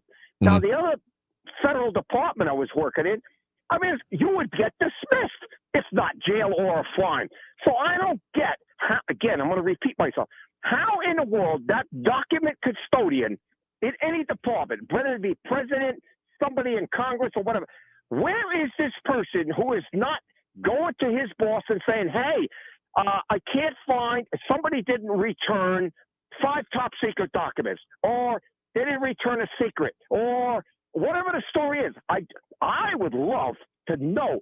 They need to get whomever that document custodian and get him in front of Congress and find out why he did not report that these documents were missing or not returned. That's what I want to know. Again, that's why, I mean, among the other things that we've ended up talking about here involving current or former presidents, investigations are probably a good thing to get to the bottom of all of this. So if there is, they're going, again, straight to the special prosecutor. Merrick Garland has announced that, part of their news updates at the top of the hour here. So, there's definitely, it does raise a variety of questions. And actually was a call that came in yesterday through our kind of blast from the past pound 250 system that had another point that'll bring up after this. But yeah, that's, again, as I am in a lot of other ways, fully supporting an investigation into how is this happening, because it does raise even further questions, frankly. Well, I'll tell you what. I think this would have been a great job for the great Veronica Escobar. She could cut her teeth on this thing and get out there and kick some butt, because she's a good-looking girl, and I know she can kick some butt. So that's what I want to say. So you have a good day. Yeah, sure thing. Thanks for the point in the call. You have a good one there, too. All right, we'll see you, huh? Yeah, absolutely here. I'm not quite sure that this will fall in the wheelhouse of Veronica Escobar in her current position as a congresswoman. I mean, again, it's straight with the Justice Department here, so I guess it's, I don't see how that would directly connect, to be perfectly honest with you here. But you know what? Stranger things have happened. If it ends up before a committee, maybe then. I know the committee assignments are coming out, at least some of the initial announcements about, I think that she's on the House Ethics Committee, if I'm not mistaken. I don't have the email right in front of me, but those are some of the things. So I guess, I don't know. I don't see that potentially happening, but again, stranger things have. Okay, so we did have, after the show yesterday, a call come in on our pound 250 system, which we had kind of more or less stopped using because it has some somebody described a difficulty in using it. But we did have someone that called in essentially on the point, kind of following up on this from yesterday. So I feel it's apropos to play that at this moment. Hi, Andrew. This is Kathy. I just want to correct Frankie there. It is totally wrong for a vice president to have classified material. Only the president, not the vice president. So he is totally wrong. So again, that was in relation to yesterday, but want to make sure we didn't miss that since someone took the time to leave it to us. So apparently it is still working. I thought it had kind of ended, frankly. So if you do want to leave us a call in between shows, prefer voice communication, pound 250, and then the keyword should still be Talk El Paso. Just not one we focused on as much, but if you can't get through it or get through the other ways, hey, if this works for you, more power to you. But one thing I will say about that, I think that there might be a slight conflation of the issues here, that because what is often talked about is, okay, first off, yeah, the president absolutely has access to classified materials. He has a security clearance. It's long been decided that even for that anyone that could end up in the office of the presidency, well, obviously the vice president, but even those that are political candidates, those have like made it through the primary process and ending up going into the actual election. There have been decisions made that they don't want them coming in completely in the dark about major things. So there are like high-level briefings that start once someone is much closer to the trajectory of being on it. So there is some access that a vice president has. I think the point you were more trying to get to there was about actually the declassification part of it and about who can declare what is or isn't classified material. And that power absolutely resides in the office of the president. I mean, he can, just by mentioning it out loud, declassify something. That is just part of the statutory powers that he has. I mean, that classification happens by the executive branch, and he is the head of the executive branch, etc. Now, of course, there's propriety that should probably be considered. I mean, I've definitely suggested in the past that someone saying, yeah, you know what, we're just going to give out all our nuclear codes. Like, sure, that may be statutorily okay or allowable, but I'm going to say that that's going to raise more questions and issues and probably uproar than it wouldn't. But I think that's what you were getting at there. So saying that, it's fine, he had them, they were his documents to declare. No, that would absolutely be incorrect here. But I mean, the president, the vice president absolutely has access to classified materials, but the question about how they're maintained is definitely an important one. Why I fully support investigation into this and other parts about it there. And if you're going to try and say that I'm wrong for something I didn't say, actually listen to what I'm saying as opposed to what you think I'm saying. Let's just put that way in the comments here. With that, let's go ahead and take that next break right now. Of course, you are tuned into Talk El Paso, airing live on News Radio 690 KTSM. I am your host, Andrew J. Polk. Phone lines Probably going to be fully full up, but if you want to squeeze in that number again, 915-544-5876, 544-KTSM. Back after this break with more Talk El Paso here on News Radio 690 KTSM. Stay tuned.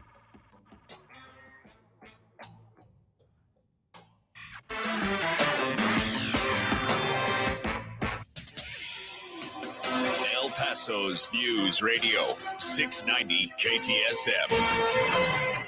Hello, everyone. This is Robert Olguin with your KFOX 14 news update. U.S. border authorities have announced changes to their policy when it comes to pursuing smugglers and other crime suspects. This comes after an extensive review and criticism by immigrant advocates who pointed to cases in which passengers died when drivers fled law enforcement. CBP announced the changes yesterday, just days after a crash in southern New Mexico that killed 2 people and injured 8 others. The agency said the updated directive provides a framework for weighing the risks of a pursuit against the law enforcement benefit or need. The agency said it reviewed more than 24 vehicle pursuits from various law enforcement agencies across the country to come up with the new policy. El Paso Water is raising rates again starting on March 1st. El Paso Water customers will pay an additional $9 per month on their water bills. Currently, El Pasoans pay an average of $67 a month, but the new change will make it an average of $76 a month. The Public Service Board approved the new wastewater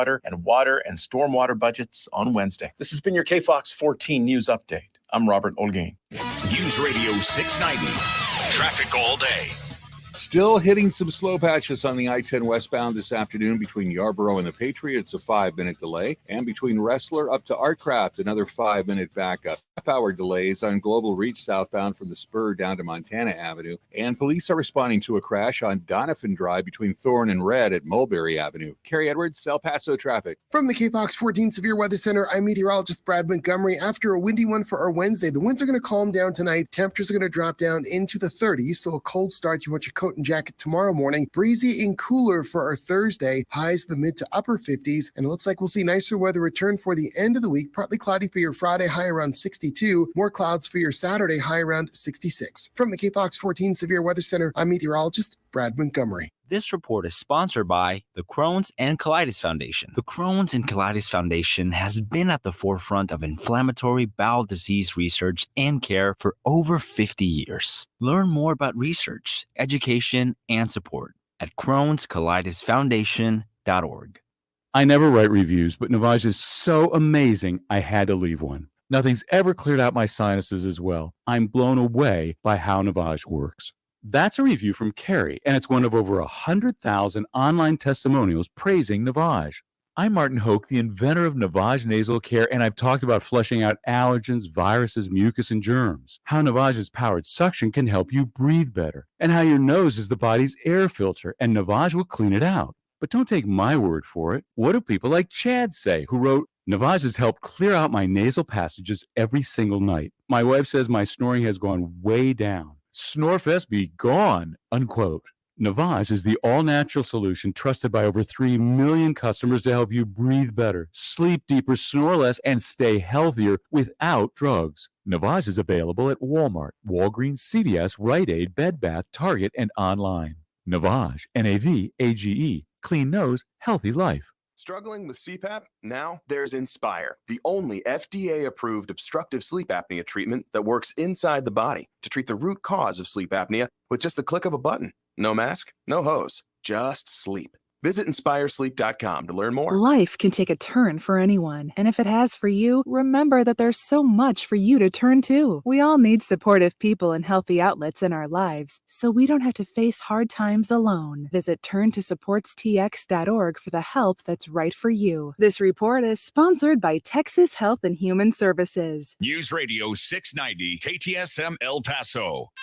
Live from the KTSM AM 690 studios, it's Talk El Paso with Andrew J. Polk. To be a part of the show, call 915-544-KTSM or follow on Facebook at facebook.com/Talk El Paso. Now here's your host, Andrew J. Polk. Thank you all so very much for joining us here for Talk El Paso, airing live on News Radio 690 KTSM. I am your host, Andrew J. Polk. Of course, Talk El Paso brought to you in part by Sunland Park, Chrysler Dodge, Jeep, Ram, Fiat. find them at Sunland Park, Jeep, Chrysler, Dodge, Ram.net, or just go and visit them there over at their location, not too far from our station actually here, 950 Crockett, of course, just right off Sunland Park Drive. You take it over there. But in any case, getting back to those phone lines now, we are going to be talking further about things, and as has already been brought up, Friday's around the corner here, but let's still talk about the things that affect us here in the borderland. Let's go ahead and get back to those phone lines right now. We do have Marco in Central online with us here right now. Marco, thanks for joining us. Hey, Andrew. How's it going? Doing all right there, Marco. What's on your mind? So, I just want to make a commentary on something I said yesterday, and I want to get people thinking here. So, yesterday I made a comment about de facto Satanism. And I don't want to, this isn't an idea that I came up with or anything. This is a concept that is at a website called whatintheworldisgoingon.com. Whatintheworldisgoingon.com. And in there's such an interesting article about de facto Satanism. And see, it's a mindset. It's not saying that, oh, you're a Satanist, but it's the tenets that are being taught that you don't even realize you're doing every day. There's 4 tenets, real simple. First one, selfishness. Every day, kids, adults are taught it's a dog-eat-dog world. Do whatever you can to get ahead. And it does, it happens. We're selfish in many other ways. The second tenet, moral relativism. I mean, we teach that through shows like on, just prime example, the show on what's his name, Jeffrey Dahmer, Hostel. There's so many movies that engage the mind and blur the line between decency and just straight up degenerate attitudes. The next tenet is social Darwinism. The belief that those that are alphas should govern us all. And unfortunately, people are sheep. They allow themselves to be governed and moved. And the last tenet is eugenics. And this is easy. Abortion, genital mutilation by young people that are being done all over this country, self-castration. And so when you say, oh, come on, eugenics, that's a powerful one right there, because we as a society are starting to accept, here's one in Canada. They're starting to promote euthanasia. That falls under eugenics because we devalue people. And these tenets are constantly being practiced every day. You don't even realize it. And that's why you say you're a de facto Satanist. It's the mindset. And so how can you fight against it? Critical thinking, understanding natural law. The biggest rule in natural law is love. If you understand the tenets of love in natural law, then you understand to love is to be free. And to be a de facto Satanist, honestly, you have to practice hatred, which leads to slavery of the mind, and you accept things that you shouldn't. And that's my commentary for today. Like, I know there's a lot of other things going on, but I said something and I really wanted people to think about it critically. We have to start thinking critically, people. It's a thing that's going away, and far too often we consume ourselves with 15-second segments of TikTok. Sure. And we can do better.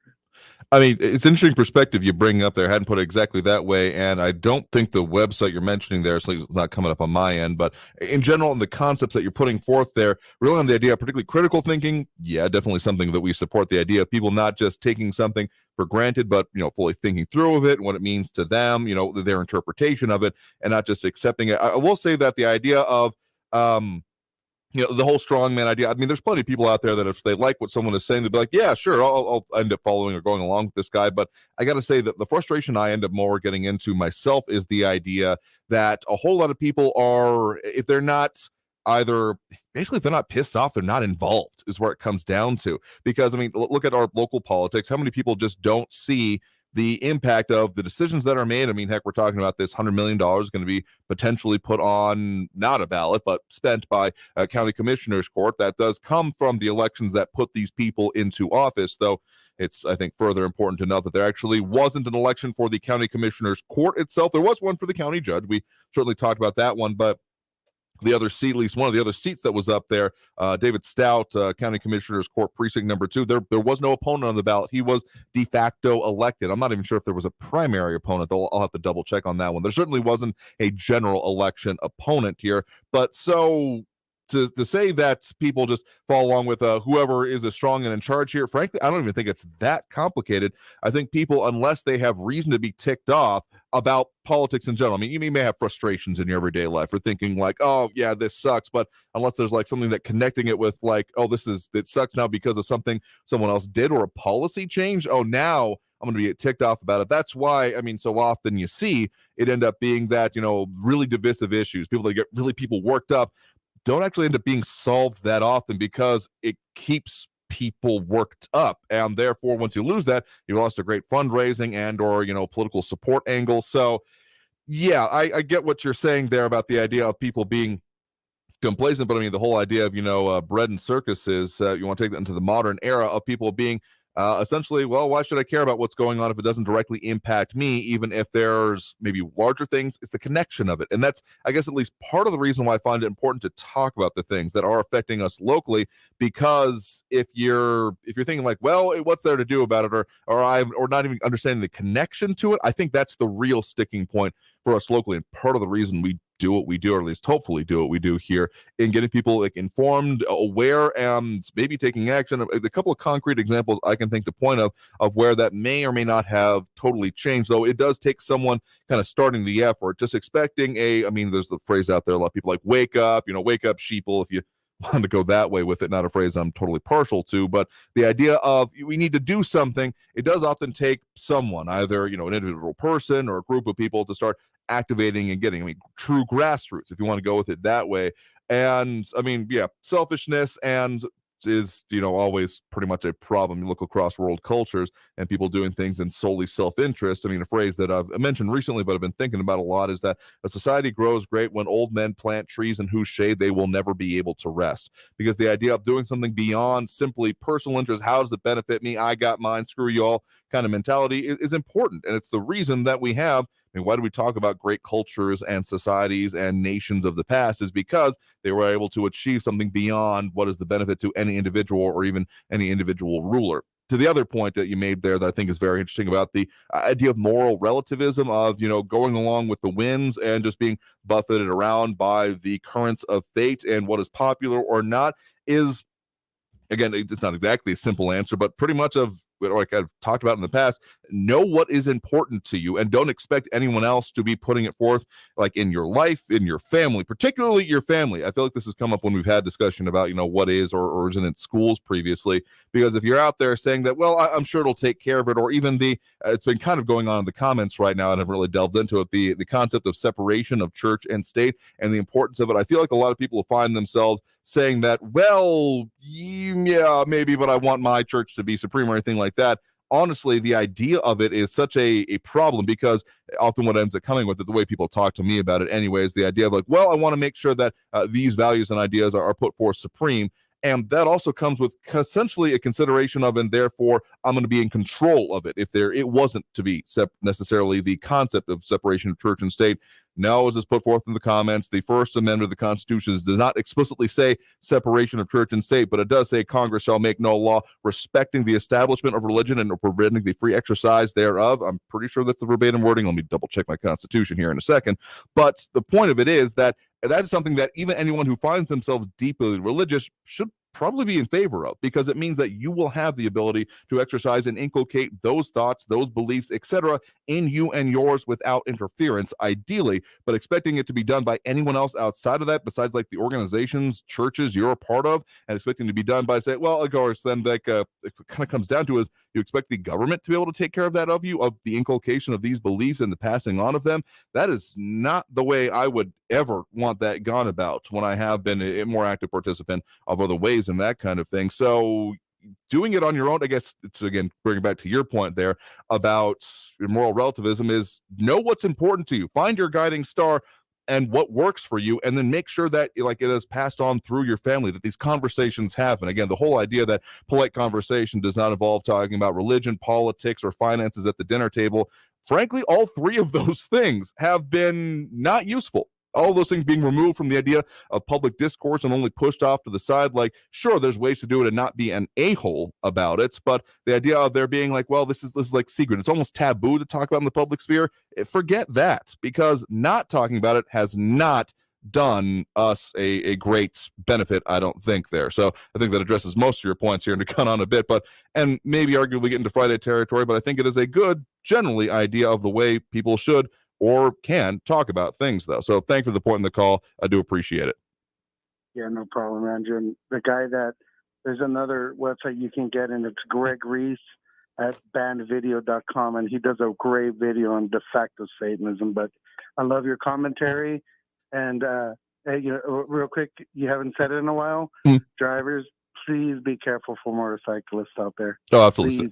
Please. Say at the end of every show here, but I appreciate the reiteration there. Thank you very much.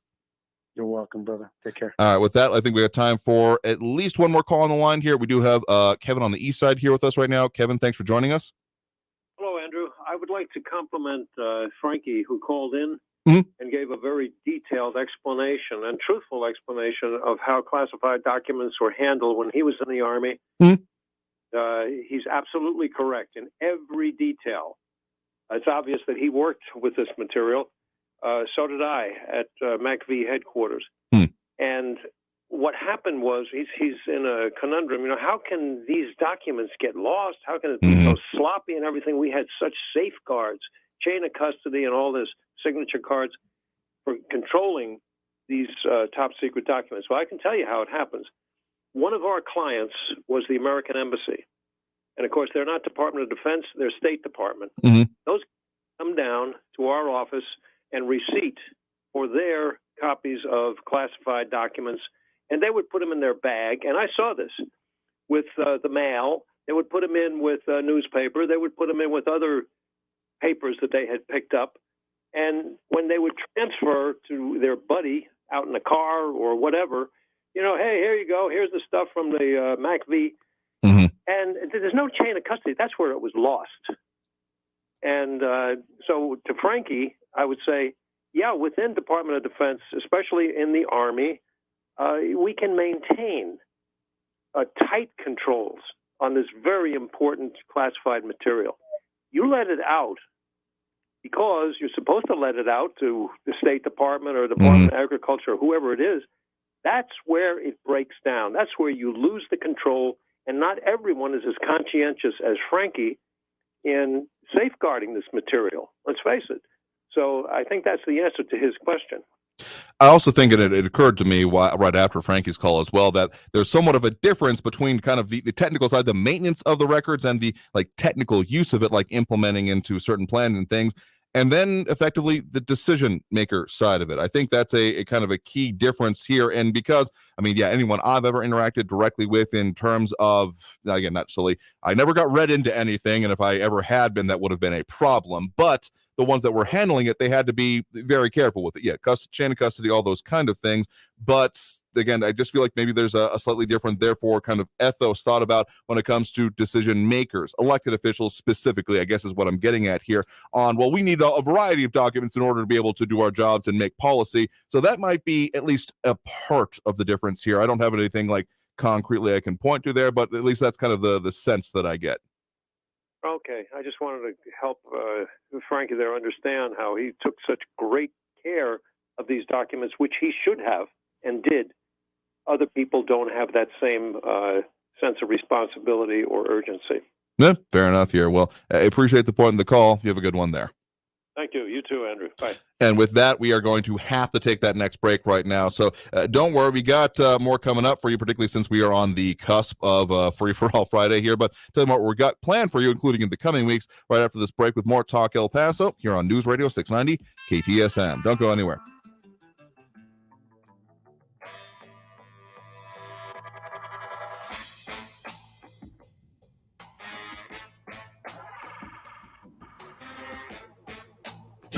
Traffic all day. News Radio 690. El Paso Freeway is still crash free right now. Got a stalled truck that's blocking the right shoulder. I-10 westbound at Hawkins. I-10 westbound is slow. Wrestler to Artcraft, 7-minute delays. Still a 15-minute delay on Montana eastbound from McRae out to Yarborough. An accident Donovan Drive between Thorne and East Red. And an injury accident showing up Edgemere eastbound at Tierra Este Drive. Kerry Edwards, El Paso traffic. This report is sponsored by Compassion International. We've all felt the impact of rising food prices. For families in poverty, they're facing malnutrition and even death. You can feed a family for a month with your $50 donation to Compassion International. Just text the word radio to 97646. On the podcast, Hey Dude, the 90s Called, David Lasher and Christine Taylor, stars of the cult classic show Hey Dude, bring you back to the days of slip dresses and choker necklaces. We're going to use Hey Dude as our jumping off point, but we are going to unpack and dive back into the decade of the 90s. We lived it, and now we're calling on all of our friends to come back and relive it. Listen to Hey Dude, the 90s Called on the iHeartRadio app or wherever you get your podcasts. Hey Texas! This time of year is all about coming together and enjoying time-honored holiday traditions or starting your own. This winter, make sure your fellow Texans, especially those with a serious mental health condition, know how to stay informed and protected from increased COVID-19 risks associated with serious mental illness. Getting vaccinated is pro-Texan protection against COVID-19. Visit www.vaccines.gov/search to find a vaccine provider near you. Texting enrolls you into recurring automated text messages. Consent not required to purchase. Message and data rates may apply. Hey, Dan, how you doing? Haven't seen you around the gym for a while. Yeah, I've really fallen off. Since I turned 40, I just don't get the results I used to get. Could be lower testosterone. Lower T. Yeah, I went through it a while back. Once you hit 40, your body has less free testosterone. I got Nugenix Total T, and it's made a huge difference for me. I've seen that ad on TV. Is it for real? Oh, yeah. The patented key ingredient is something called Testofen, which helps boost free and total testosterone levels to help you trim up and stay lean. And it's made a difference for you? Man, I feel like I'm in my 20s again, at work, in the gym, and in the bedroom. Are they still giving out complimentary bottles for people to try it for themselves? Yeah, you just need to send them a text. Text HUNK to 42424 right now for your complimentary bottle of Nugenix Total T, the #1 selling testosterone booster at GNC. Plus, text now and we'll include a bottle of Nugenix Thermo, our most powerful fat incinerator ever, to help you get back into shape fast, absolutely free. Text HUNK to 42424. That's HUNK to 42424.